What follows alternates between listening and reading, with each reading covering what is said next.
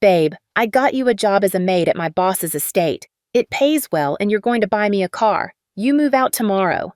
That was the command, cold and absolute. She packed her bags without a word, a ghost in her own life. But fast forward to the company gala at the country club, and that arrogant husband was about to freeze in absolute shock when he saw who was being introduced as the new owner. Hello, dear friends. Every family is a little universe with its own gravitational laws. Today, we are going to peek inside one of those universes to see what happens when the gravity shifts. Sarah was drying the dishes when the front door slammed shut with that particular thud that always announced Rick's mood. It was either excellent or terrible. There was never a middle ground with him. The plate slipped from her hands, but she managed to catch it mid-air, pressing it against her chest with damp palms. Only then did she exhale, listening to her husband kick off his boots in the foyer. 15 years of marriage had taught her to distinguish the nuances of those sounds, just as a seasoned musician distinguishes notes in a cacophony. Now, in Rick's voice, when he threw out a careless, "I'm home," she heard something new: excitement, enthusiasm, anticipation. Sarah hung the towel on the hook and walked out into the hallway, wiping her hands on the housecoat that used to be a vibrant blue, but had now faded to the color of the morning sky right before a storm. Rick was standing in the middle of the living room, his jacket unbuttoned, grinning that smile that always made her heart shrink with anxiety. He was pleased with himself, too pleased. "Sarah," he said, with that intonation he used when announcing something she was expected to accept without objection. "I have excellent news. Sit down." She obediently sat on the edge of the sofa, clasping her hands over her knees. Rick began to pace the room with his hands clasped behind his back, like a general before a major briefing, and Sarah involuntarily remembered how, at the beginning of their relationship, that gesture seemed like a sign of confidence and strength. Now, she only saw it as an attempt at self-assurance from someone terrified of looking weak. You know how it is? Sometimes the loudest confidence is just a mask for the deepest insecurity. "I got you a job," Rick announced, stopping in front of her and looking down, like a teacher addressing a careless student. "With my boss. Arthur agreed to hire you as a housekeeper at his estate upstate." Sarah felt the cold spread through her body, starting somewhere in her solar plexus and reaching the tips of her fingers. "Housekeeper?" She opened her mouth, but the words got stuck halfway between her thoughts and her lips. $1,000 a month, Rick continued, with a tone as if he were announcing a Powerball jackpot. "Can you imagine? 1,000, with room and board included. The house is huge, way out in the country. You just have to cook, clean, and keep things tidy. It's a piece of cake." He sat down next to her and rested his hand on her shoulder. Heavy, hot, demanding. "In 6 months, we'll save enough for a car, Sarah. A real car, understand? I'm sick of taking the bus. I need a car for my image, for my career. The partners all drive luxury sedans, and what do? I look like a total loser." Sarah remained silent, and in that silence, there was so much that, if it could be turned into words, it would fill an entire book. There would be chapters on how, 20 years ago, she graduated with honors in economics, how she dreamed of a career, how she met Rick at a college mixer and he seemed so strong, so sure. There would be a chapter on how after the wedding he said, "Why do you need to work? I'll support the family." And she believed him. She believed him and stayed home, first waiting for children that never came, then simply because time passed and returning to the workforce became scarier every day. And there would also be a chapter on how, little by little, almost imperceptibly, like water wearing down a stone, she went from being a wife to becoming a servant, unpaid, submissive, voiceless. Isn't it terrifying how we can lose ourselves one compromise at a time until we don't recognize the person in the mirror? "Why are you quiet?" Rick asked with irritation. "I'm doing this for you. I arranged everything and you're just sitting there like a statue."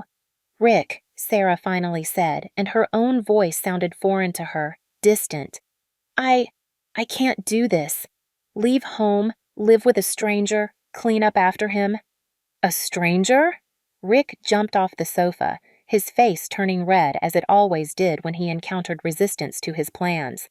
"It's my boss, Arthur Sterling. He is a respectable man. Do you have any idea what an honor this is? He could have hired anyone, but I got you the spot." He paced back and forth across the room, and Sarah watched the worn carpet where his boots left muddy tracks from the damp street. Listen, Rick stopped and crouched in front of her, taking her hands in his. In that gesture, there was a tenderness so insincere that Sarah wanted to pull away, but she didn't dare. Think about it. What do you do here? You cook? You clean? It'll be the same there, but for money. Good money. We save for the car, and everything gets fixed. I'll be able to take on more projects, drive to meet clients. I'll get promoted, Sarah, and then you'll come back home and we'll finally live properly. She looked into his eyes and suddenly felt afraid, seeing nothing in them but the reflection of his own desires, like in a warped funhouse mirror. Rick wasn't asking, he was informing. He wasn't proposing, he had already decided everything. And if I don't want to? She asked quietly. Rick let go of her hands and stood up. His face hardened and the room seemed to drop 10 degrees in temperature. You don't want to? He repeated with a dangerous calm in his voice. And what do you want then, Sarah? To keep sitting here? To live off my paycheck, which, by the way, barely covers the bills? Do you have any idea how tired I am? How I kill myself working? And you? You stay home, warm and comfortable. I'm asking you for one thing.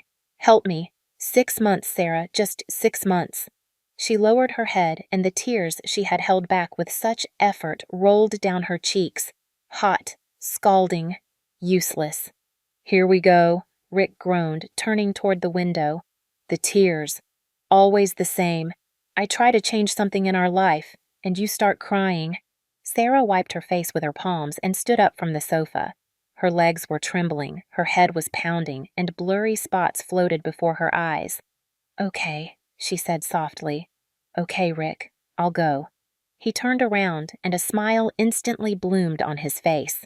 That's the spirit, he exclaimed, as if she were a dog that had performed a trick correctly. I knew you'd understand. I'll drive you tomorrow morning. Arthur is expecting you, so get ready. Don't pack too much. They have everything there. But Sarah didn't sleep. She lay next to Rick, who snored peacefully and stared at the ceiling where, in the dim light of the street lamp, the shadows of the bare tree branches outside the window danced. Those shadows looked like skeletons, and Sarah thought her life resembled that tree, once young, full of strength and hope, now bare, gnawed by time and circumstances, with the wind pushing someone else's desires and plans through her branches. We often think we are trapped by walls, but sometimes the strongest prisons are built from our own resignation. The morning started with Rick waking her up at 7, although she usually got up at 6 to make him breakfast. Now he was bustling around the kitchen himself, clanging pans, and that unusual racket grated on her nerves more than any alarm clock. Sarah got up, splashed cold water on her face, trying to wash away the traces of a sleepless night, and dressed in her best jeans and a sweater she had bought about 5 years ago on clearance. She packed her meager belongings into a worn duffel bag, underwear, 2 housecoats, slippers, a toiletry bag with the essentials. She added a book she had been meaning to finish for ages but never found time for, and a photograph of her mother in a small frame.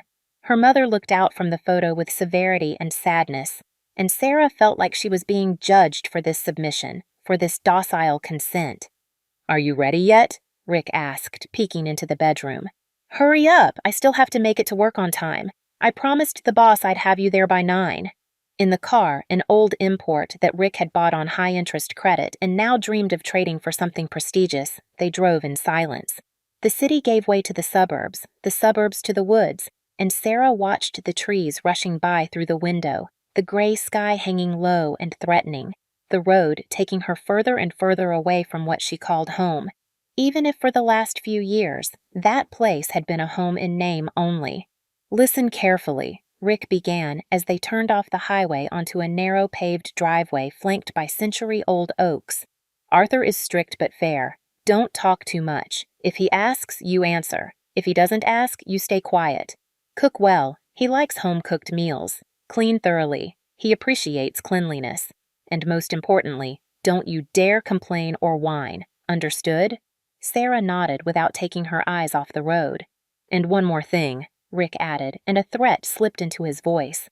"Don't embarrass me, Sarah. It's my reputation. If you mess up, I'm the one who has to fix it." Is that clear?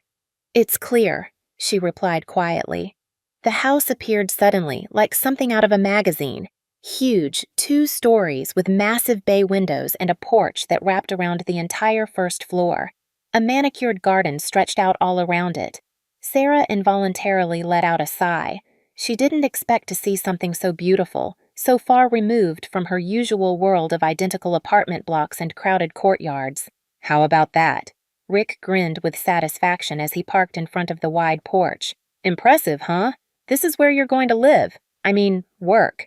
They got out of the car, and at that very moment, the front door swung open. In the doorway stood a man of about 65, tall, with silver hair, a straight back, and attentive gray eyes.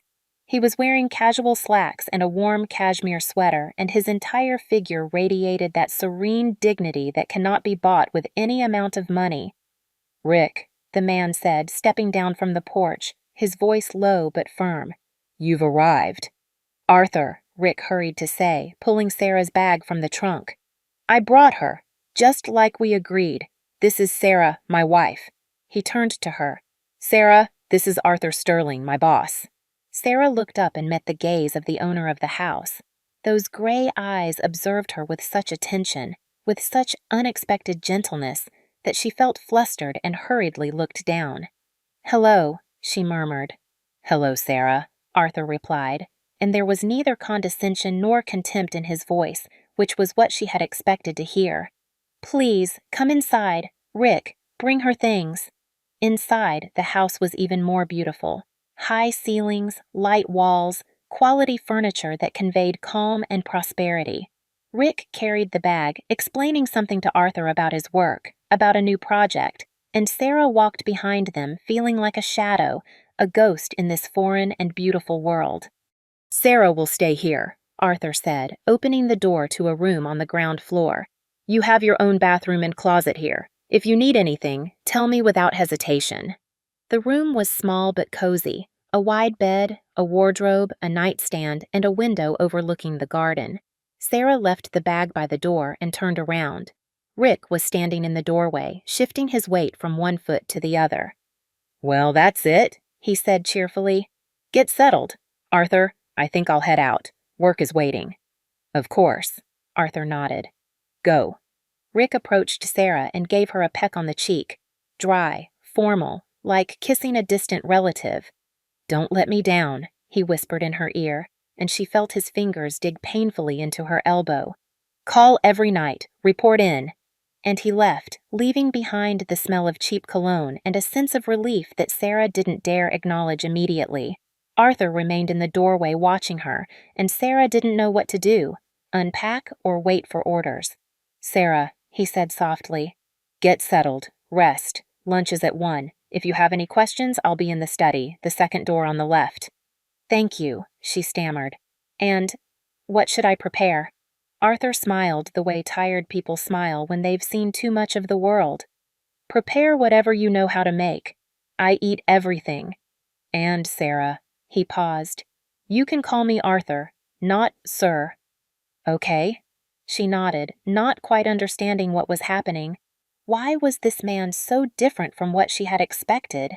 The day passed strangely, slow and fast at the same time.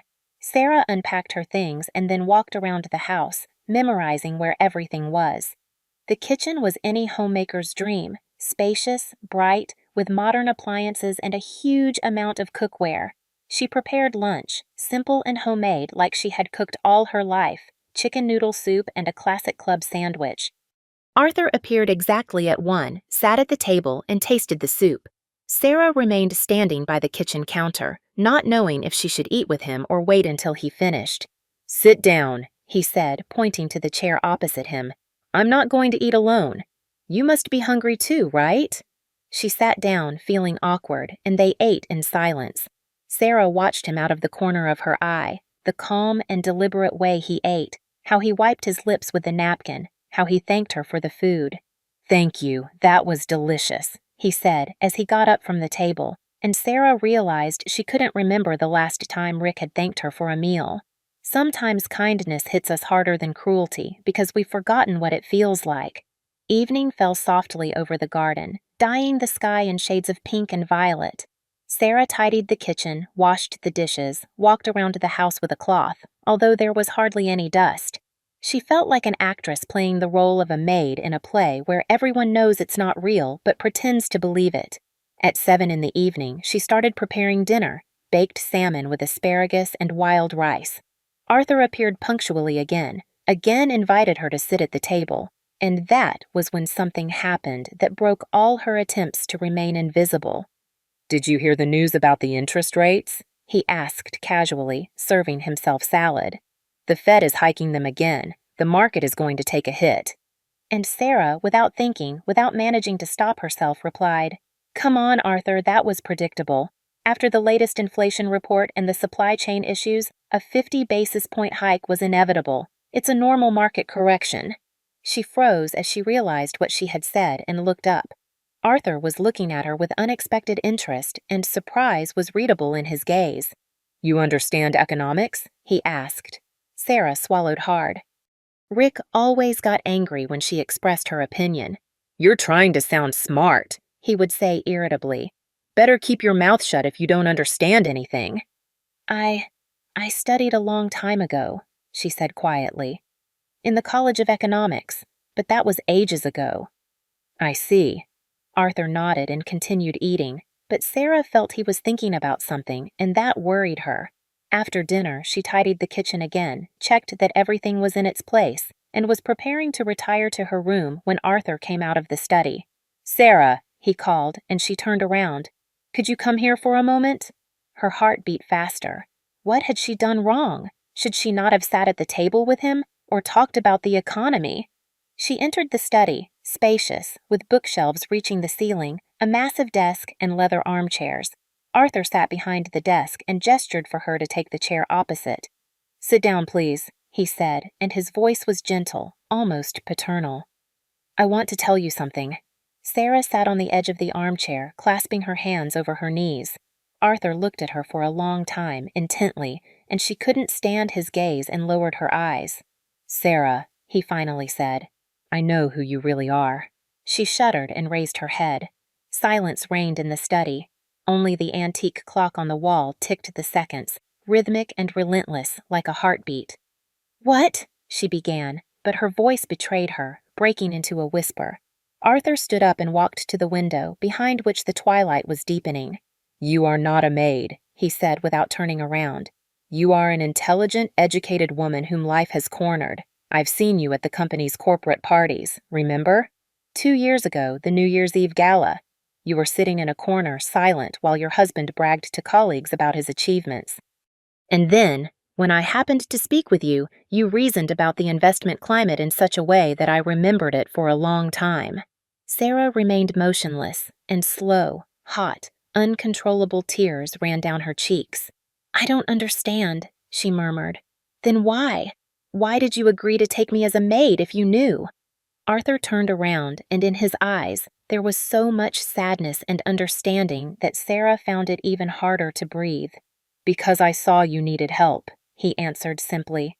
"And maybe an opportunity, but we'll talk about that later. Now go rest. Tomorrow will be a new day." Sarah stood up shakily and left the study. It was dark in the hallway, and she leaned against the wall, covering her face with her hands. For the first time in 15 years, someone had seen her. Not Rick's wife, not the maid, not a shadow, but her, Sarah, with her intelligence, with her pain, with her ruined life, and that discovery scared her more than anything else. Sarah woke up because bright sunlight was hitting the window, a sun you don't see in the city, where only a stingy strip of light fits between the buildings. Here, at the estate, the morning arrived differently, generous, clear, and the birds sang outside with such force as if they were trying to wake up the whole world. She lay there staring at the ceiling, trying to understand exactly what had changed. Why did she feel so strange inside? Not lighter, but different. The conversation from the night before with Arthur returned to her mind in full detail. "I know who you really are." Those words echoed in her head like a shout in an empty room. Sarah sat up in bed, wrapping her arms around her knees, and suddenly realized she was afraid. Not of Arthur, but that he might see in her more than she was willing to show. more than she remembered of herself. The clock on the nightstand showed 7:30. Sarah dressed quickly and went to the kitchen. Arthur was already sitting at the table with a cup of coffee, reading some papers in a leather folder. He looked up when she entered and nodded. "Good morning, Sarah," he said in a neutral tone. "Did you sleep well?" "Good morning," she replied, approaching the stove. "I'll make breakfast now." "Don't rush." Arthur put the papers aside and looked at her intently. "Sit down first. We need to talk." Sarah froze, feeling her heart start to beat faster. She sat in the chair opposite, clasping her hands over her knees like a guilty schoolgirl in front of the principal. "Last night," Arthur began, taking a sip of coffee, "I told you I knew who you were, and it's true. I remember that New Year's party 2 years ago. Your husband introduced you to everyone as his wife, a housewife, and then spent the whole evening talking about his projects, and you were standing apart, and I approached, simple courtesy, to ask what you thought of our company, and you started talking."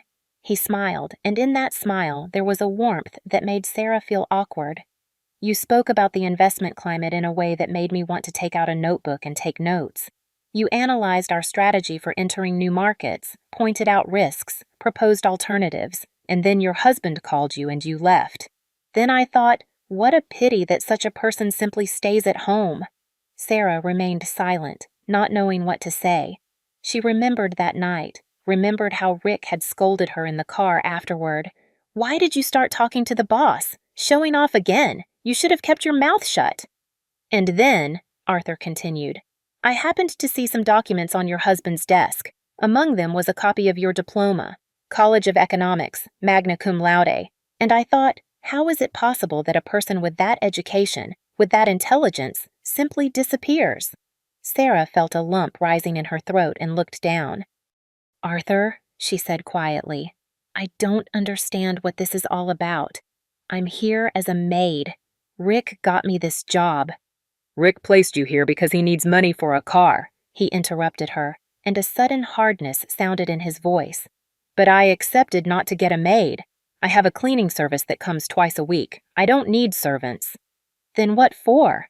Sarah exhaled, looking up at him. Arthur stood up and walked to the window.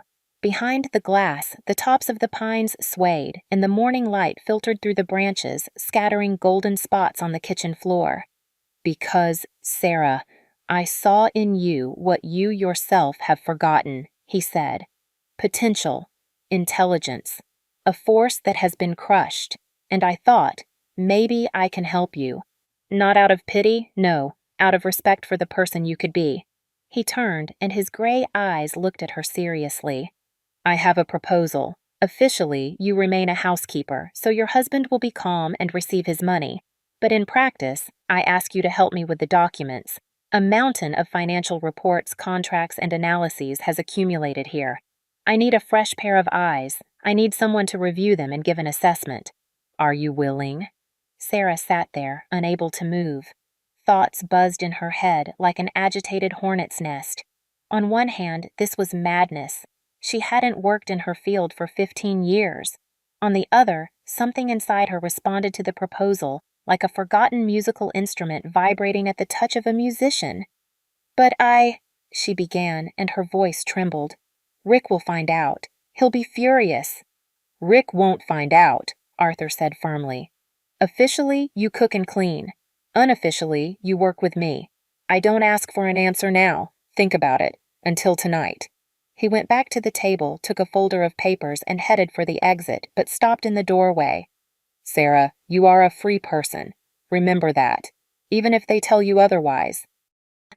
Sarah spent the whole day in a state of confusion. She prepared lunch, searing steaks, tossing salad, juicing fresh fruit, but her hands moved automatically and her thoughts were far away. She cleaned the house, dusted the furniture, washed the floors, and with every movement, a strange sensation grew inside her, a mixture of fear and hope. At sunset, when the sun dipped toward the horizon, painting the sky in shades of pink and orange, Sarah knocked on the study door. "Come in," Arthur replied. She entered, and he looked up from the papers.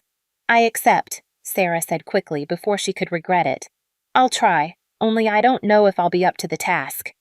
"You will be," he replied calmly. "We start tomorrow. After breakfast, come here." That night passed almost without sleep. Sarah lay in the darkness, and figures, graphs, tables paraded before her eyes. Everything she had studied in college, what she had loved more than anything in the world. She was afraid, and at the same time, she felt better than she had felt in many years. Sometimes fear is just excitement without the breath.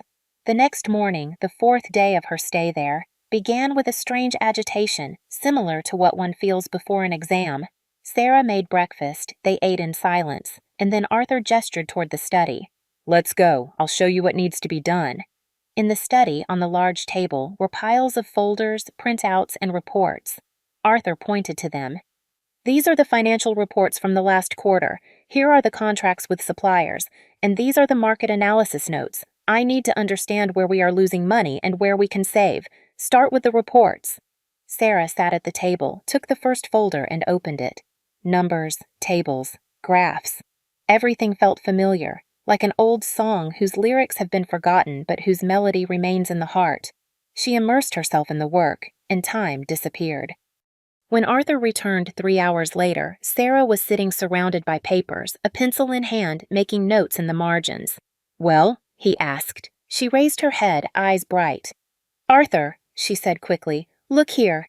Here you have an overpayment to the supplier of 7%. And here," she pointed to another document, "logistics costs are clearly inflated. If the routes are revised, you can save at least 15%. He approached, took the sheet she handed him, and read it carefully. Then he nodded slowly. "You're right," he said, "completely right. How did I not notice it myself?" "You've been immersed in this too long," Sarah dared to say. "I see it with fresh eyes."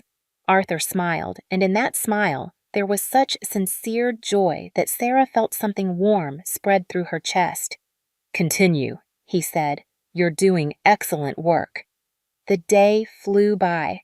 Sarah worked with the documents, analyzed, compared, calculated, and with every passing hour, she felt something long forgotten waking up inside her. Self-confidence, a sense of self-worth, the joy of doing something important. She looked in the bathroom mirror and didn't recognize herself.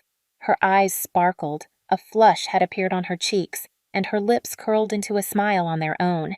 That night, when they were sitting at the table, Arthur said, "Sarah, you found errors that were costing the company a lot of money. Thank you." "It's my job," she replied, and only afterward realized what she had said. My job, not just watching, not noticing by chance, but exactly that. My job. The phone rang when Sarah was washing dishes after dinner. She wiped her hands and saw Rick's name on the screen. Her heart sank, and all the joy she had felt during the day evaporated instantly. "Hello?" she answered, trying to make her voice sound serene. "Sarah." Rick's voice was harsh, irritated. "Why don't you call? I told you to report in every night." "Sorry, Rick," she said hurriedly, feeling her palms get damp. "I forgot. There was a lot of work." "Work," he snorted. "What work can you have there? Washing dishes? Mopping the floor? Hey, how's the boss? Is he happy?" Sarah swallowed. There was a lump in her throat, and it was hard to talk. "He's happy," she murmured. "Is everything okay?" "Everything is okay isn't an answer," Rick said with irritation. "Are you cooking well? Cleaning thoroughly? Is he complaining?" "He's not complaining," Sarah replied quietly, and she wanted the earth to swallow her up in shame. There she was, in that beautiful kitchen, after a day where for the first time in 15 years she had felt like a person, reporting to her husband like a servant to her master. "All right," Rick softened a bit. "The main thing is that he's happy.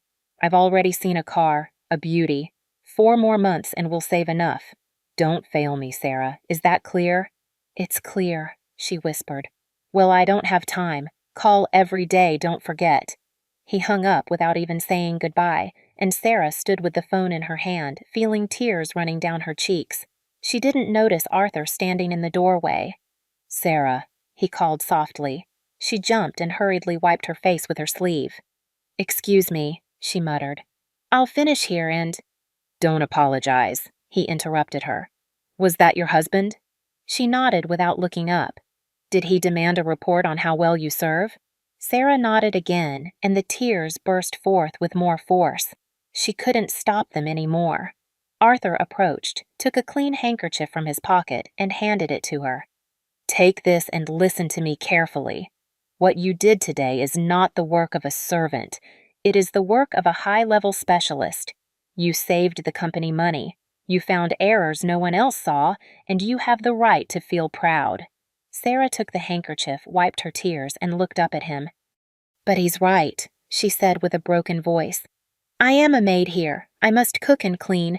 Everything else is your real job," Arthur said firmly. "And everything else is nothing more than a cover. Remember that. Tomorrow we continue." He left, leaving her alone in the kitchen, and Sarah collapsed into a chair, wrapping her arms around herself. Two feelings fought inside her: shame over the conversation with Rick and a quiet pride in Arthur's words, and she didn't know which was stronger.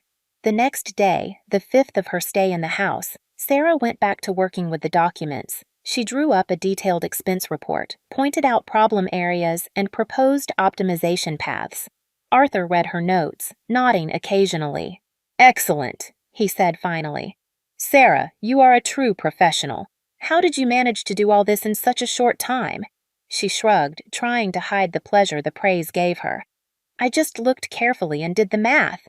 It's not hard if you know what to look for." "It's not hard for you," he corrected her. "For many, it's an impossible task." They worked until late into the night, and Sarah didn't notice the passage of time. She felt good there, in that study, among papers and figures. She felt needed, important, alive, like a plant that has spent years in the dark and suddenly gets taken out into the light and starts stretching toward the sun. When it got dark, Arthur leaned back in his armchair and looked at her. "Sarah, I have a question for you. Personal. May I?" She put her guard up but nodded. "Are you happy?" he asked simply. The question took her by surprise. Happy? When was the last time she thought about that? She remained silent for a long time, searching for words, and then said quietly, "I don't know what happiness is. I just live, day after day. I do what I must. I try not to bother anyone." "That's not an answer," Arthur observed. "That's a description of existence, not life." Sarah felt something shrink inside her and looked away. "I suppose you're right," she whispered. Arthur stood up and walked to the window. In the darkness behind the glass, the light of the desk lamp was reflected, and his silhouette seemed part of that reflection, suspended between two worlds. "You know, Sarah," he said thoughtfully, "in life, there are moments when everything changes. Sometimes it's a tragedy, sometimes a gift of fate. The main thing is not to let that moment pass." He turned, and in his eyes there was something that made Sarah feel uneasy. "What do you mean?" she asked, but Arthur only shook his head. "All in good time. Go get some rest. We continue tomorrow." Sarah left the study and was walking down the hall to her room when she heard the phone ring in the study. She stopped, not wanting to eavesdrop, but Arthur's voice was audible with such clarity she couldn't avoid it. "Yes, David," he was saying. "The decision is made. I'm selling the company. In a week, we will announce the new owner at the gala. Yes, we'll close everything before then. The buyer has already been found." Sarah stood frozen, leaning against the wall. He's selling the company. Arthur is leaving? And what will become of her? What will happen to these few days that had brought her back to life? She hurried to her room, closed the door, and sat on the bed. Her head was empty and at the same time full of diffuse fear. Everything ends. Soon she will return to Rick, to the life from before, where she is nobody, where she is a shadow, silent and submissive. And these days, this work, this sensation of being a person and not a thing, everything will disappear, like a dream. Sarah went to bed without undressing and closed her eyes. But sleep didn't come. In the darkness of the room, a heavy, dense silence surrounded her like water, and she sank into it, unable to surface. The 6th, 7th, and 8th days passed with a special rhythm, as if Sarah had entered a parallel reality where she wasn't a shadow or an appendage of someone else's life, but an independent person with her own thoughts and occupations.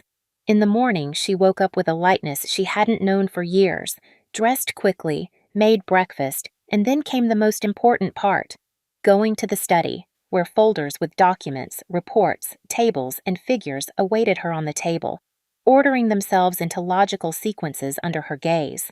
Arthur brought her new papers, explained details, asked for her opinion, and Sarah surprised herself by speaking with confidence, without looking back, without fear of sounding stupid. She analyzed contracts with suppliers, found unfavorable conditions, proposed revision options, and Arthur listened to her attentively, sometimes nodding, sometimes asking clarifying questions, and in his eyes she read respect, authentic, sincere respect.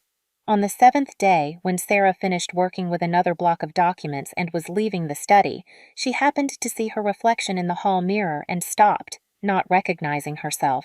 Her face was different, her eyes shone, a blush played on her cheeks. Even her hair, which she usually pulled back into a dull ponytail, seemed more alive, brighter.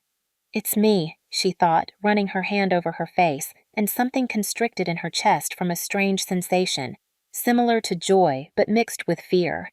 On the 8th day, in the afternoon, Arthur suddenly said, "Sarah, I see you are handling things wonderfully.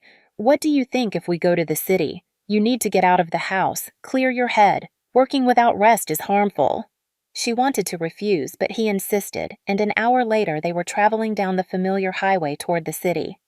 Arthur dropped her off at an upscale mall, gave her money.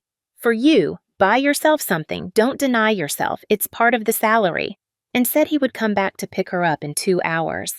Sarah wandered through the stores like in a dream, looking at the windows, and suddenly saw a blouse, simple but beautiful, a deep teal color with an elegant collar. She entered the store, tried it on, and when she saw herself in the fitting room mirror, her heart beat faster. That blouse made her different. Not a housewife, not a maid, but a woman with taste, with a right to beauty. Rick is going to be angry, she thought fleetingly, but Sarah went decisively to the register. The money had been given by Arthur. It was her salary, her right. She bought the blouse and sat in the car the whole way back, clutching the bag to her chest as if it were a talisman. On the evening of the 9th day, everything changed. Sarah was setting the table for dinner when Arthur came out of the study, and on his face was an expression of fatigue and a determination that worried Sarah. "Sarah," he said, sitting at the table, "we need to talk." "Seriously?" She sat across from him, wiping her damp palms on her apron. Silence fell in the room. Only the wall clock marked the passing seconds. "I have made a decision," Arthur began, looking her in the eyes. "I am going to sell the company. Definitively and irrevocably. In a week, at the gala, the new owner will be announced and I will leave. With my daughter, to the States. Well, to the West Coast. She's been asking me to come for a long time. She has her family there, her grandkids. I'm tired, Sarah. I'm 65. I've worked my whole life and I want to rest." Sarah listened, and with every word, the world around her seemed to shrink, becoming smaller, narrower. In a week, he will leave, the company will pass into someone else's hands. And she will return to Rick, to the life from before, where the kitchen walls, the reproaches, the demands, the endless service await her. "I understand," she managed to say, feeling her voice tremble treacherously. "You've earned the rest. Thank you for these days. They have meant a lot to me." Arthur shook his head. "Don't thank me. You earned all that yourself. You are an excellent professional, Sarah, and it hurts me that you'll find yourself back where you were before." She couldn't hold back the tears. They welled up on their own, hot, helpless, and she covered her face with her hands so he wouldn't see them. "Sorry, it's silly. I just, for the first time in so many years, felt like a person. And now, it will all end." Arthur stood up, walked to the window, and for a long time looked at the darkness of the garden, where the tree branches swayed in the light of a street lamp. "Sarah," he said softly, without turning around, "what if it doesn't end?" She raised her tear-stained face. "What do you mean?" He turned, and the expression on his face made Sarah forget her tears. "What if you don't go back to the life from before? What if you have the chance to start over?" She remained silent, not understanding where he was going, and Arthur continued, "I've thought about this for several days. I've watched you. I've seen how you work, how you change, and I understood that it would be a crime to let you taste this and then take it all away. That's why I have a proposal. Very strange, very bold, but perhaps the only right one." Sarah sat holding her breath, waiting. "The buyer of the company could be you," Arthur said. The silence that followed those words was so dense Sarah felt it physically, pressing on her ears. "What?" she finally exhaled. "Me? But that's impossible. I don't have money. I can't even imagine how much the company is worth."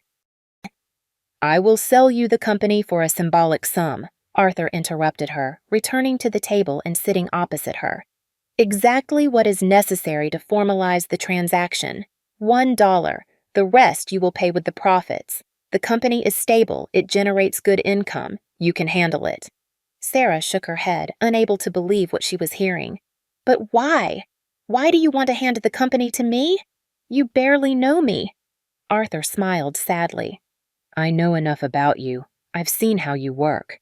I've seen your intelligence, your honesty, your desire to do things right. I don't have heirs in the business. My daughter lives another life. This doesn't interest her.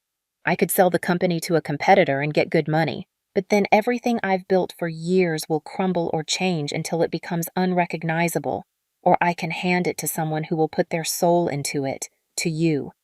"But Rick," Sarah began, and her voice broke. "He will never allow it. Rick won't find out until everything is signed," Arthur said firmly. "We will close the deal quickly and quietly. When everything is ready, you will tell him. When he can no longer do anything." Sarah stood up from the table and approached the window. In the glass, Arthur's face was reflected in the room, and her own figure, small, lost, frightened. Thoughts fluttered in her head like caged birds beating against the bars. "This is crazy," she thought. "I won't be able to. For 15 years I was nobody. How am I going to run a company? People will laugh. Rick. Oh my God, what will Rick say?" But alongside that fear, something different was growing inside her, a timid, tiny hope, like the first sprout of spring breaking through the frozen earth. The hope that she could, that she had the right, that her life could be different. "I don't know," she whispered without turning around. "I'm scared. I'm very scared, Arthur." "I know," he replied, "and it's normal." "It's only scary when there is something to lose, and you have it. You can lose this opportunity, or you can win a new life. Think about it, until tomorrow." That night was the longest of Sarah's life. She lay in bed staring at the ceiling, and images passed before her eyes. Rick, his satisfied face when he announced he had placed her as a maid. Herself, docile and submissive, packing bags. The years lived in the shadow of his desires and demands. And then, these last days, in which she had become herself again. Mom would say, "Don't be afraid," Sarah thought, remembering her mother's stern face in the photograph. Mom always said a woman had to know how to defend herself. And I don't know how. I've forgotten. Or did I never know? She remembered the Sarah of 20 years ago, confident, decisive, with ambitions and plans for the future. Where had that girl gone? When did she disappear? And was it possible to get her back? Around 3 in the morning, Sarah got up, went to the window, and looked at the garden. The moon illuminated the treetops, which swayed in the wind like living beings performing an ancient dance. And suddenly, she understood that the decision had already been made. Somewhere deep inside her, where her true self lived, not crushed, not frightened, but strong and free. "I'll do it," she thought, and a shiver ran through her body. "I'll try, because if I don't try now, I never will. It's my only chance." On the morning of the 11th day, Sarah got up early, washed her face with cold water, got dressed, and left the room. Arthur was already sitting in the kitchen with a cup of coffee and looked up when he saw her. Sarah approached the table, rested her hands on the back of a chair, and looked him straight in the face. "I accept," she said, and her voice sounded surprisingly firm. "I will buy your company. I'll try." Arthur slowly set the cup on the table, and a smile so sincere and joyful appeared on his face that Sarah felt something warm spread through her chest. You won't regret it, he said. I promise you, we start the paperwork today. I have a lawyer, he will prepare all the documents. In a few days, everything will be ready. They worked all day. The lawyer arrived, an older man with an intelligent gaze and a calm voice explaining details showing papers. And Sarah signed, and signed, feeling how with every signature her life changed irreversibly. In the evening, when the lawyer left and they were sitting in the kitchen drinking tea, Arthur said, Sarah, tomorrow is the gala. The new owner will be announced there. That is, you. Are you ready? Sarah cupped the mug with her hands, feeling its warmth, and shook her head. I don't know. Probably not. But there's no other way, right? No, he confirmed. There is no turning back, only forward. The phone rang suddenly, and Sarah jumped. Rick's name appeared on the screen. She looked at Arthur, and he nodded. Answer it. Hello? Rick's voice sounded excited, satisfied. Hey, the corporate event is soon. At the country club. They're going to introduce the new owner of the company. I'll come pick you up. Dress better. You know, not like a maid, but like my wife. I'll show you off to my colleagues. Sarah gripped the phone so hard her knuckles turned white. Tomorrow. The event was tomorrow. That meant everything would happen tomorrow. Sarah, do you hear me? Rick asked with irritation. I hear you, she managed to say. Good. Come. Perfect. I'll arrive around 6. Fix yourself up, but keep it modest. No need to show off. And in general, sit quietly there. Don't embarrass me. Understood? Understood, Sarah whispered and hung up. She looked up at Arthur, and he saw a fear so great in her eyes that he stood up immediately and approached her. Everything will be fine, he said firmly. You can do it. You are stronger than you think. Tomorrow, Sarah repeated like in a dream. Tomorrow he will know. Tomorrow everything will change, and I don't know what will happen after. Arthur rested his hand on her shoulder with a paternal gesture full of support. After comes your life, Sarah. The real one. The one you choose yourself. She sniffled, wiped her tears, and straightened up. Her heart beat in her chest with force, with anxiety, but alongside that anxiety, there was something else. A presentiment. That precise instant where everything changes, when the old life ends and the new one hasn't begun yet. That space between the exhale and the inhale, when you are on the edge of the abyss and don't know if you are going to fall or fly. The minutes and hours passed at a feverish pace, when time stretches painfully and at the same time rushes with disturbing speed.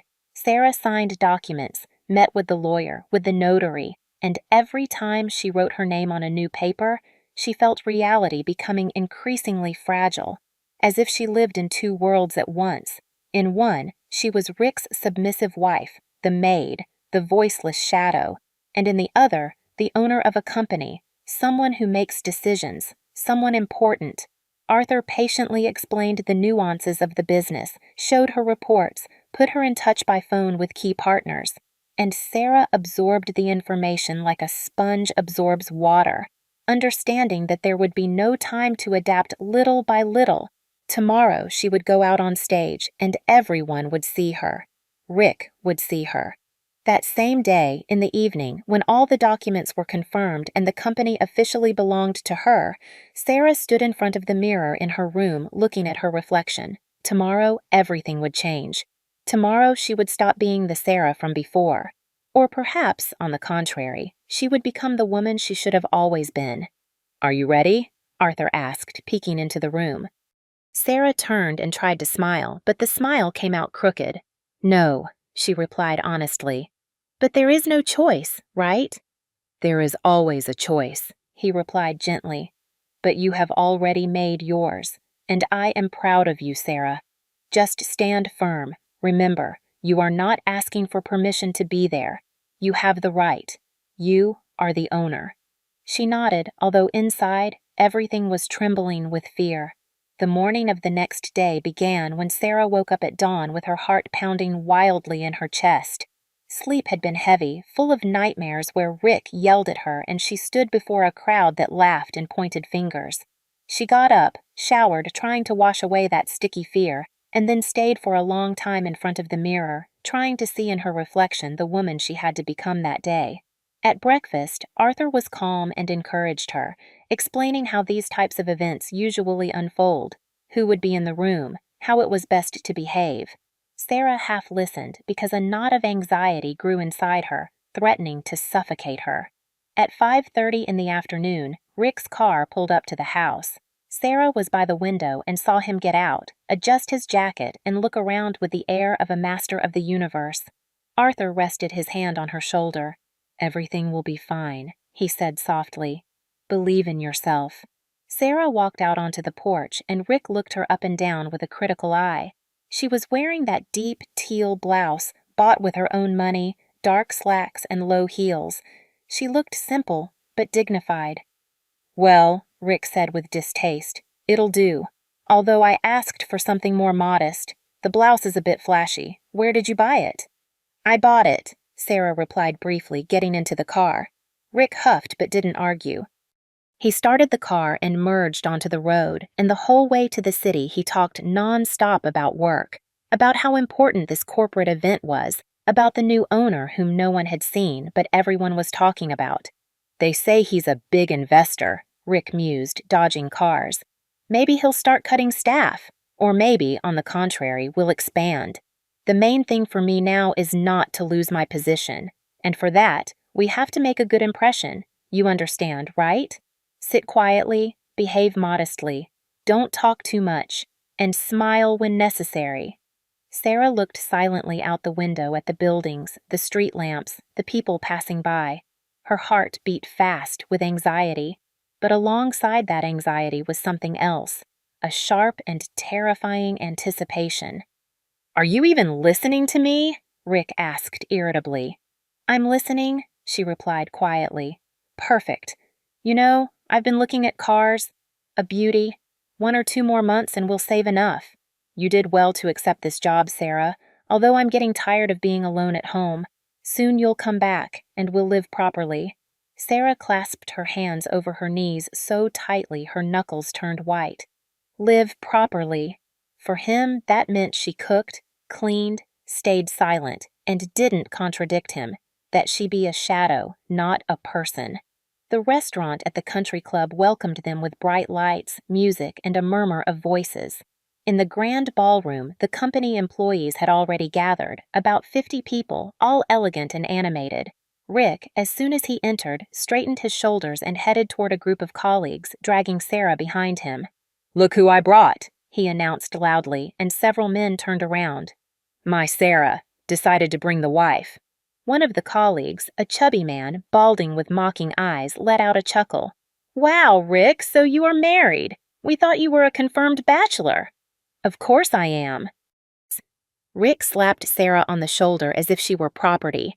15 years together. Sarah is a housewife. She keeps order at home and cooks wonderfully." Another colleague, a young man in a trendy suit, looked at Sarah and nodded condescendingly. "Nice to meet you. Rick, you're a lucky man. Your wife stays home and takes care of everything." Sarah stood there, feeling her face burn with shame and humiliation. They talked about her like a thing, like a piece of furniture. And Rick, her husband, the man she had lived with for 15 years, participated in it. Moreover, he prided himself on her being nobody. "Well, let's sit down," Rick said, leading her toward the tables. "This is about to start." They sat at one of the tables in the back, and Sarah looked at the stage, where there was a microphone and a large screen hanging. Rick moved restlessly, nodded to acquaintances, whispered something to the neighbors, while Sarah remained motionless with her hands clenched on her knees. "What am I doing?" she thought feverishly. "What if it doesn't go well? What if I go up there and everyone laughs? What if Rick... Oh, God, what will happen to Rick?" "Are you nervous?" Rick asked suddenly, and in his voice, for the first time all night, sounded something like concern. "Don't be afraid. Everyone here is one of us. We sit, listen to what the new owner says, and go home." Sarah looked up at him and suddenly wanted to say, "Rick, it's me. I am the new owner. I am not your servant anymore. I am free." But she remained silent, because it wasn't time yet. The music started playing, the lights dimmed, and a tall, gray-haired man walked onto the stage. David, the HR director, whom Sarah had seen in photos in the documents. He took the microphone and smiled at the audience. "Good evening, dear colleagues," he began, and the murmur of voices died down. "Today is a special day for our company. As you know, Arthur has made the decision to end his career and transfer the business to new hands. And today, we want to introduce you to the new owner of our company." A whisper ran through the room. People looked at each other, and Rick leaned toward Sarah. "Curious, who will it be? They say it's a very influential person." Sarah remained silent, feeling her heart beating so hard it seemed the whole room could hear it. "This person," David continued, "has an excellent background in economics, a deep knowledge of the business, and great potential. Arthur chose her personally because he trusts that the company will be in good hands. So, please welcome our new director." The room exploded in applause, and everyone turned toward the door, expecting to see an important man in an expensive suit. Rick turned too, craning his neck to see better. But to everyone's surprise, the one who stood up was Sarah. Not the Sarah sitting next to Rick, but as if she were her double. She walked with confidence, back straight, wearing the same teal blouse, hair pulled back, and a face that read calm and determination. The applause died down. A murmur of surprise ran through the room, and someone asked aloud, "Who is that?" Sarah advanced toward the stage without looking sideways, feeling every step resonate in her chest like a dull thud. She climbed the stairs, took the microphone from David's stunned hands, and turned to the audience. "Good evening," she said, and her voice sounded surprisingly firm, although her hands were shaking. "My name is Sarah. I am your new director and owner of the company." Dead silence fell in the room. And then someone said quietly, "But that's Rick's wife." Sarah searched the room for the table where Rick was and saw his face. He was pale as paper, mouth open, eyes wide, looking at her as if he had seen a ghost. He slowly turned his head, first toward the stage, then toward the spot where his wife had been sitting a moment ago, then again toward the stage.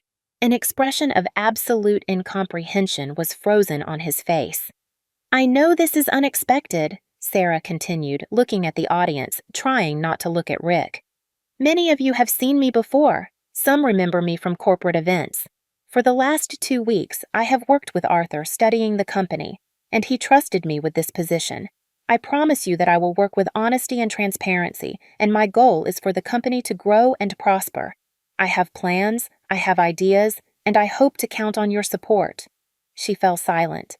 There was a pause in the room, and then someone started clapping, first one person, then another, a third, and in a matter of seconds, the whole room was applauding, some out of surprise, others out of courtesy, but everyone applauded, everyone except Rick. Rick remained motionless, and his face slowly turned from white to red. He tried to stand up, but his legs didn't respond, and he sat back down. Sarah walked down from the stage and headed directly toward their table. People moved aside to let her pass, and she felt dozens of gazes on her. Surprised, curious, compassionate. She approached Rick and stopped beside him. "Rick," she said calmly, and the formal use of his name sounded like a cold shower. "I ask you to stay after the event. We need to talk about your position in the company and our future collaboration." Rick opened his mouth but couldn't pronounce a word. He looked at her, and in his eyes was such a mixture of shock, rage, and bewilderment that Sarah felt a pang of pity. But the pity lasted only an instant. She remembered all those years of humiliation. "You're just a housewife, don't show off, don't embarrass me," and the compassion disappeared. "See you later," she added, and walked away toward another table where the department heads were sitting. Rick stayed seated, and an uncomfortable silence formed around him. His colleagues didn't know what to say or how to react. The same balding man who an hour before had nodded condescendingly at Sarah now looked at Rick with barely concealed glee. "Wow, Rick," he drawled. "Your wife is our new boss. What a twist." Rick stood up abruptly, his chair falling backward with a crash, and without looking at anyone, he headed for the exit. Sarah saw him out of the corner of her eye but didn't turn around. Not now. Now she had to be there, with these people who were now her team, her responsibility. The evening continued, but Sarah barely remembered what happened next. People approached her, introduced themselves, congratulated her, asked questions, and she answered on autopilot, smiled, nodded, shook hands. Inside, everything was trembling, but outside, she maintained her composure as best she could. When the event ended and the guests began to leave, Sarah went outside to get some air. The air was crisp, smelling of autumn and rain. She leaned against the wall of the building, closed her eyes, and exhaled. "You did it!" a voice was heard, and Sarah opened her eyes. Arthur was beside her. He was smiling, and pride could be read in his gaze. "I thought I would die of fear," Sarah confessed. "But you didn't die. You resisted, and now the real work begins. Are you ready?" Sarah looked at the sky where stars peeked out between the clouds and nodded. "I am, as much as possible." Sarah returned to the hall, where guests were dispersing into small groups commenting on what had happened. She felt curious, evaluating gazes on her, some full of pity, others of open interest. David approached her with a glass of champagne. "Allow me to officially congratulate you," he said, offering the glass. "Arthur said you would pull it off. At first I didn't believe him, but now I see he was right." Sarah took the glass, though she didn't feel like drinking. "Thank you. I hope to live up to the trust." "Do you have concrete plans for the company's development?" he asked, with genuine interest in his voice. Sarah straightened up.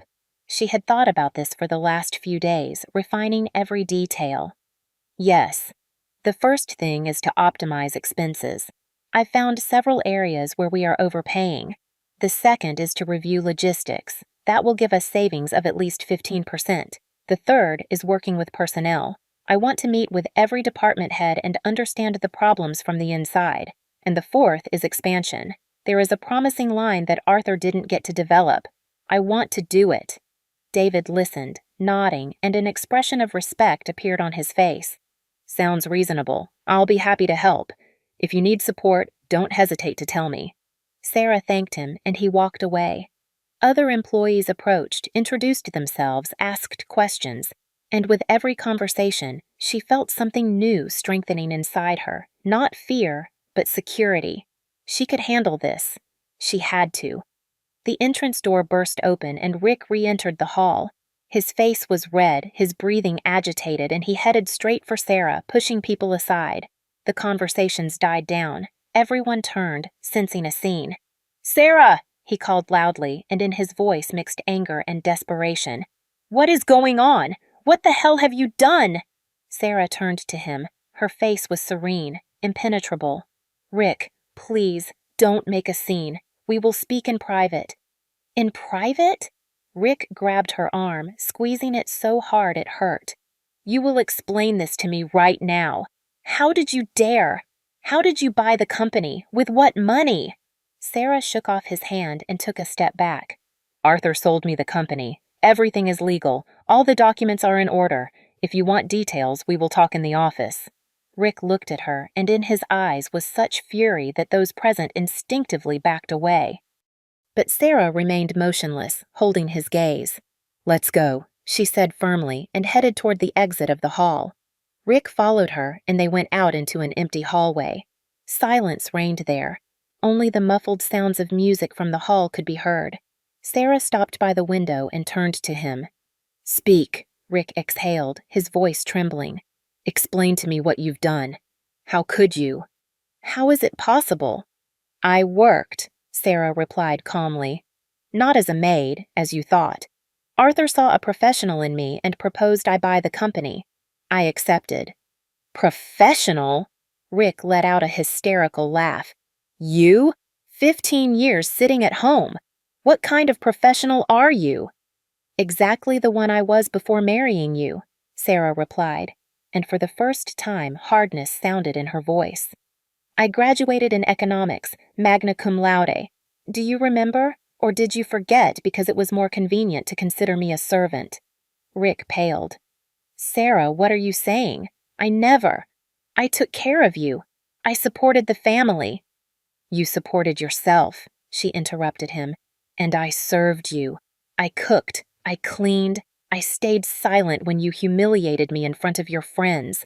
My Sarah, housewife. Did you ever ask me what I wanted? Even once?"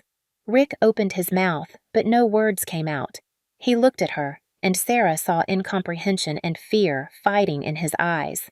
"Listen," he began, switching to a conciliatory tone. "Let's calm down. You're right, maybe I did things wrong. But we are husband and wife, 15 years together. Now you have a company, great. We're rich. We'll buy a house, a car, we'll live properly." Sarah slowly shook her head. "We? Rick, there is no we. I already earned the money for the car." She took an envelope from her purse and handed it to him. "Here is the money. $1,000, what you wanted. We are even. Although the agreed time hasn't passed, they paid me anyway, as agreed." Rick took the envelope without understanding. "What does even mean? You are my wife. What's yours is ours." "I was your wife," Sarah said quietly. "Tomorrow I will file the divorce papers. The lawyer is already preparing them." Rick froze, and the envelope fell from his hands, scattering bills on the floor. "You? Divorce?" he whispered. "Sarah, are you crazy? Why? Because of the company?" "Not because of the company," Sarah replied, and her voice softened. "Because I understood that for 15 years I didn't live. I existed. I was a comfortable accessory to your life. And now I want my own life. A real one." Rick collapsed into a chair in the hallway and covered his face with his hands. His shoulders began to shake, and Sarah didn't immediately realize he was crying. "Forgive me," he murmured through his fingers. "Forgive me, Sarah. I didn't think. I didn't understand."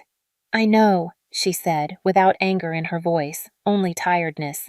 "You really didn't understand, and that is the most terrible part. You sincerely believed it was the right way." She approached, sat beside him, and rested a hand on his shoulder. "Rick, I don't want revenge. I just want to live, differently.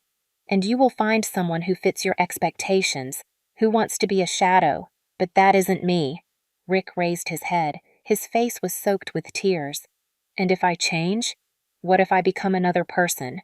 Sarah smiled sadly. "It's too late, Rick. There are things that cannot be fixed. We passed the point of no return." She stood up, adjusted her blouse, and looked at him one last time. "Goodbye. I wish you happiness. Truly." Rick remained sitting in the empty hallway, watching her walk away.